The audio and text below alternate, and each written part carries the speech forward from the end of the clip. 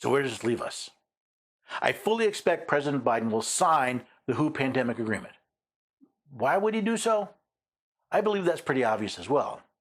There are forces in the world that believe they know better than everyone else how we should live our lives, how we should spend our money, and how we should treat an emergency like a pandemic. The only way these people can have that kind of power is by creating a government above the nations. That is what the United Nations has become. And with the help of the World Health Organization, the World Economic Forum, and our own sellouts in the United States, they will subjugate us to the will of others. I'm reminded of the famous picture from Tiananmen Square, the one of a single man standing before a tank, a single man standing for his rights and those of his family, a single man, alone, but willing to do what is right.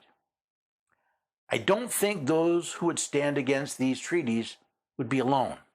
I believe there are hundreds, maybe even thousands of Americans who recognize that the Constitution of the United States is their legal authority to stand athwart those who would implement these fake treaties and say no.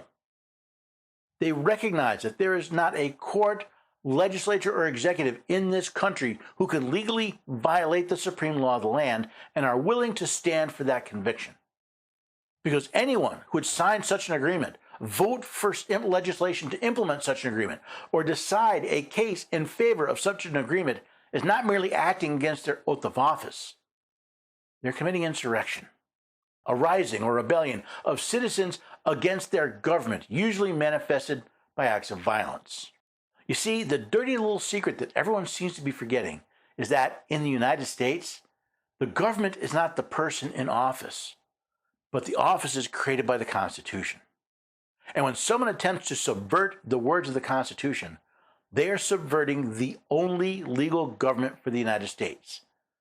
Should these international organizations attempt to subvert the Constitution, it could be said they are levying war against the United States, meaning anyone who gave them aid and comfort would be committing treason.